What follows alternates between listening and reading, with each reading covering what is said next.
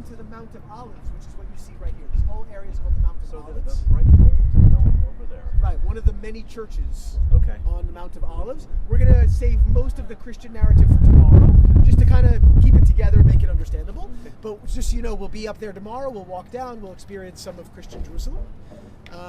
Here, of course, we're looking at the walls of the Old City. We're on the southern edge of the Old City, and obviously you can see we are outside of the walls, okay? Which already presents one of the dilemmas of Jerusalem, and that is when you say old, what do you really mean?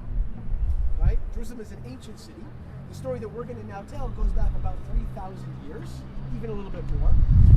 We usually refer to that as the Old City, but the truth is those walls are only 500 years old. Okay, so that's not even really that old in this part of the world. That's like a few months. And so the archaeologists had a bit of a field day on the story of Jerusalem sort of starts to come to the surface now because they're able to start digging it up.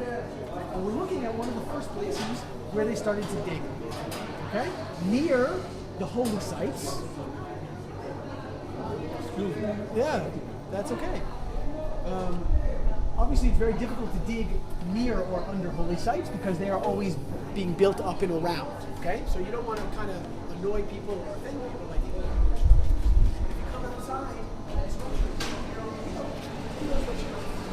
take a look at what we discovered here. At first, of course, we had no idea what it was, but certainly you can see that there seem to be walls and some arches, and it looks like it might have been a building of some sort. Now, given that we are near the top of the hill, and that what archaeological site to a private organization is a very well-known political force on a certain side of the spectrum. You probably will be able to figure out which side is in trouble. In addition to archaeological sites, they're also involved in settling Jewish communities within Arab neighborhoods. Look around us. You might be able to guess, just looking at some of the architecture and nature of the city, this is not a Jewish neighborhood like there was. Here we are digging up a Jewish market.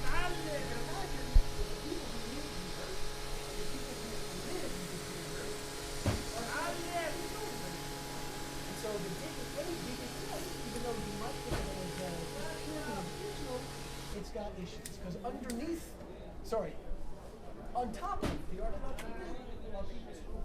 People actually live here. We were digging about Palestine, and we were digging Israel. It wasn't complicated.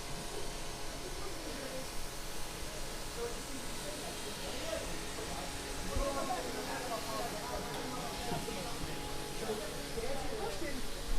Yes, normally speaking, we believe that archaeologists are doing things properly and right. So as not to destroy, so as not to make any mistakes. However,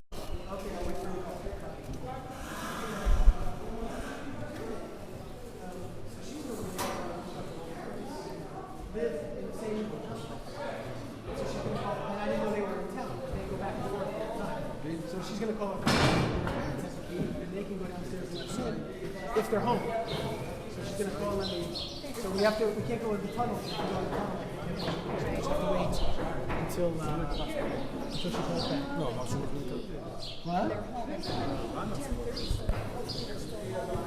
Yeah, they don't usually go that far because they don't work here.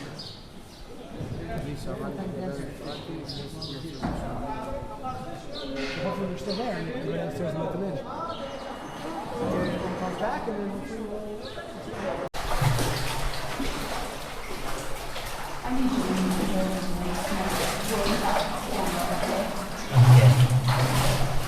Really low place.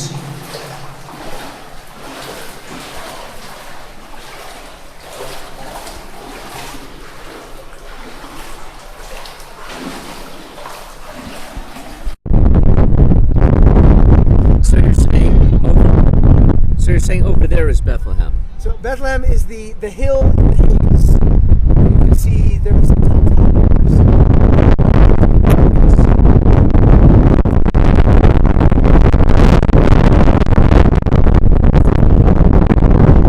And this is the right.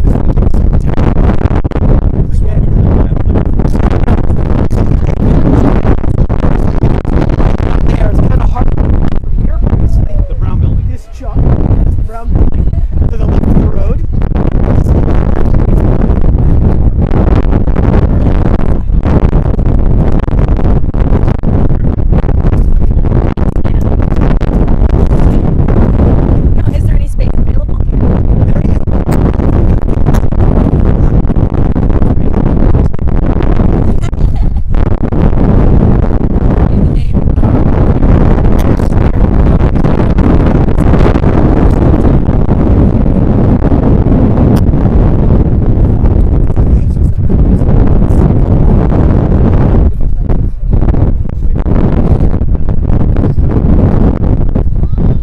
So we're looking at the eastern edge of the old city. If you look really carefully, you can see gate.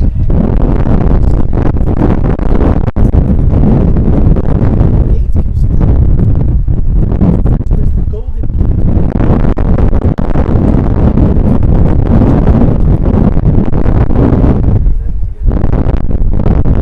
Jaffa Gate.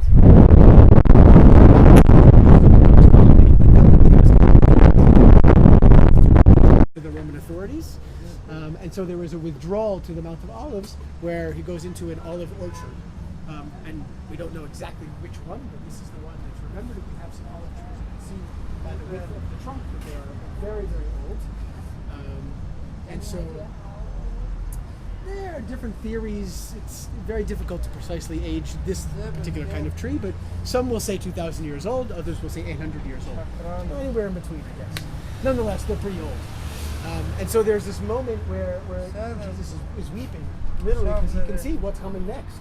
The authorities know about him. He's going to be arrested, and we all know what happens when folks get arrested by the Roman authorities. And so the garden is where perhaps the story literally takes place. Later on, with the sort of formalization of Christianity as a religion, and the churches start to be built by Constantine, his mother Helena, whichever story you follow, in the 4th century. So the chapel, right, or the Basilica of the Agony, is built to commemorate that story, adding on the part where Jesus is sort of sweating blood in the agony itself.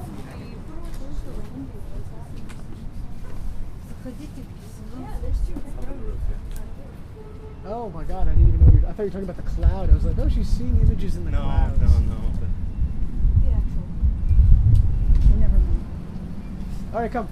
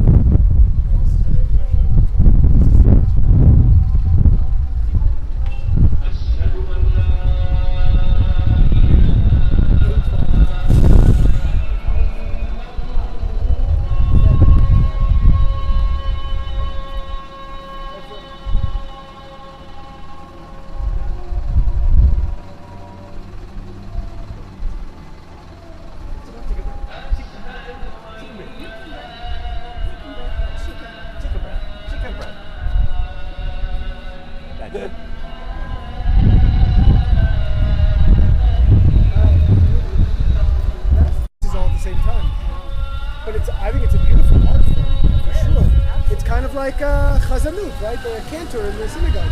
Right. Just a little bit more of a limited liturgy.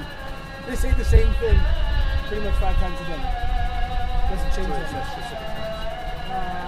Specific times in the Islamic legal day, meaning they count the day differently, just like Jews do, based on sunrise and sunset. There's agreement amongst the Islamic sect that we're saying at this point. Yeah, although everything being Sunni,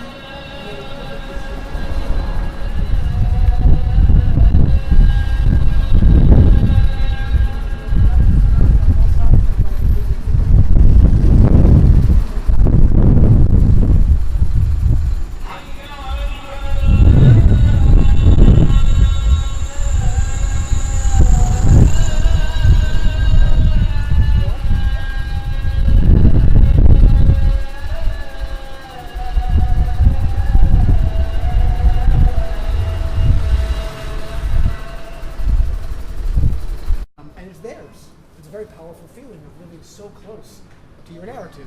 It would be as if the temple was standing there and you were living in the Jewish quarter and you could literally see people offering sacrifice, every day. So And that how kind many of thing. people live in the Muslim quarter? 27,000. It's actually the densest neighborhood on the planet. And the old city is one of the densest cities, although it's not a full city, on Earth. Just for comparison's sake, Manhattan has roughly 24,000 people per square kilometer. Granted, they have a lot more square kilometers than we do. In terms of the density, and in sort of marking the territory and presenting a sort of a permanent version of the story. Would you like the picture with the cross? Because it would be, it's empty now. No? This is often where the crosses begin their journey, right? So anyways, they chose some of the passages from the New Testament that document the procession of Jesus through Jerusalem after he's been arrested. Over the years, interestingly enough, there have been some news stories that are not in the text that somehow made it onto the Stations of the Cross. We don't even know their origin, but nonetheless, today there is a somewhat accepted procession of 14 Stations of the Cross. We don't know all the history of it, but we just know that that's kind of the tradition that's evolved. And the easy thing is that most of those stations are very anchored in the text. And really what it is it's a way for pilgrims, meaning people who don't live a life in this context, to be able to come and not have to wonder, where did Jesus walk? Where did Jesus do this? What did it all look like? How did it feel? It's simply being presented to them. And that was a very important part of the birth of institutional Christianity, right? Because Christianity was really born around Jesus' Christianity was Jewish, his followers were Jewish. But over time, you have this 300-year process of development of religion, really only kind of consecrated with Constantine. And that was the first time that a person who called themselves a Christian came back to the land of Jesus and actually tried to find stuff. Reality from Jesus' reality. When Jesus was living, nobody ever walked around and saying, "Oh, Jesus preached here, let's build a building," because there were thousands of rabbis who were doing what Jesus was doing. Only afterwards was there that need to connect. And so that's when all of the first churches are built, and then later on we have these connections between the churches and the stories like the Via Dolorosa. So there are 14 stations of the cross. I don't know if we'll stop at every single one, but we'll sort of make a point of stopping at certainly the major ones and following the procession as it takes us to the holiest spot, which is the Holy Sepulchre. So we're in the area that is kind of somewhat vaguely pronounced the first station, and this is where Jesus is taken to, where he is removed of all of his possessions. Essentially, the Roman soldiers would have taken them and stolen them, which is what they often did. And then he is flogged, and so it's called the Chapel of the, how do you call it in English? Flagellation, because he is being whipped as a unfortunately typical Roman punishment. Remember, of course, that Jesus' crime is challenging the government. It's not really anything to do with his religious beliefs, which is somewhat misunderstood, certainly in religious history, especially the relationship between Jews and Christians throughout time. So his punishment really has nothing to do with religion. It has to do with the fact that he, as a leader, as a very charismatic leader, was a potential threat to the local Roman authority. But there are a few stations that are commemorating a fall. Watch out.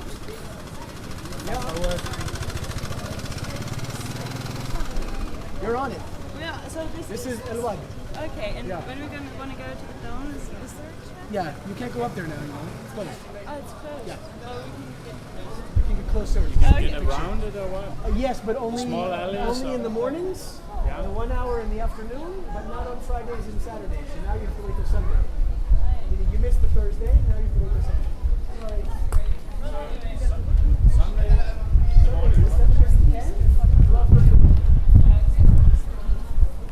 Okay, good luck. Watch out there. And more cars. Watch out.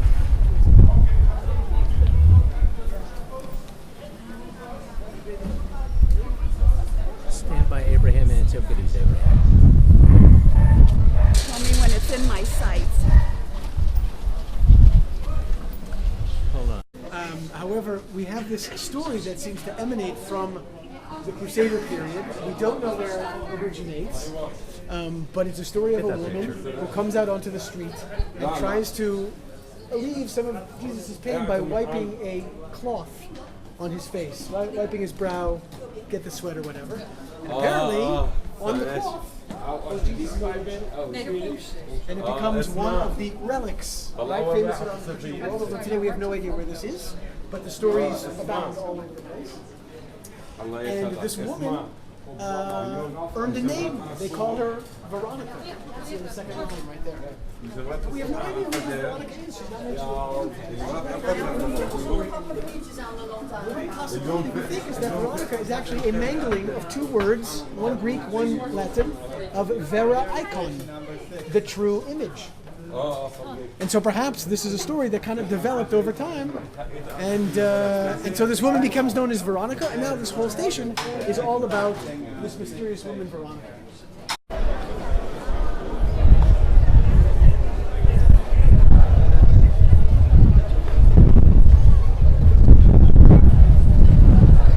Please watch your step.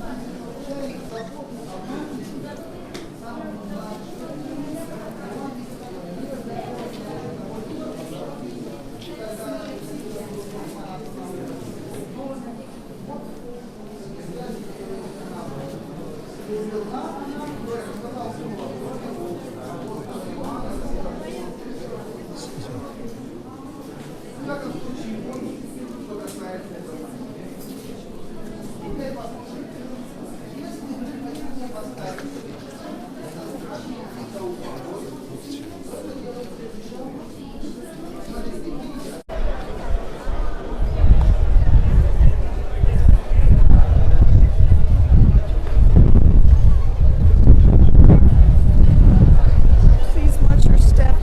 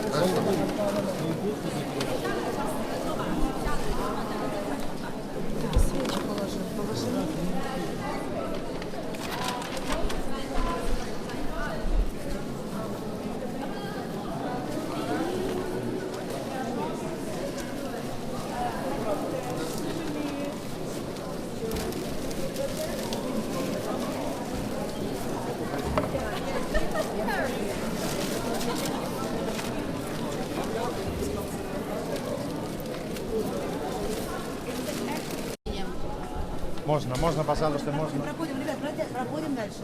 Только не право, не лево, а право. Где наша группа заканчивается? Все, проходите на группу. It's finished, my lord. Thank you very much. Ребят, справа заходим, слева выходим. По 5 человек заходим. Убегайте, чтобы могли выходить. Приложились, слышно? Прикладываемся во второй комнате с правой стороны. Осторожно на выходе головой не ударить. No. Ocere, madame, no.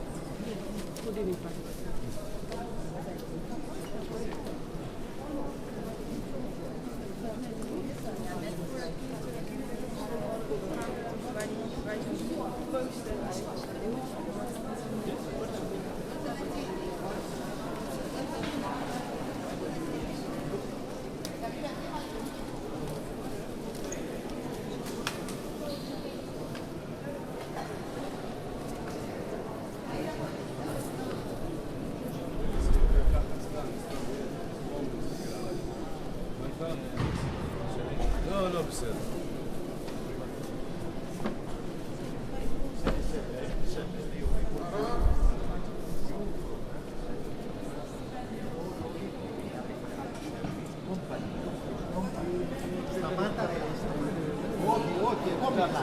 Εγώ άμα στο μετά, εντάξει.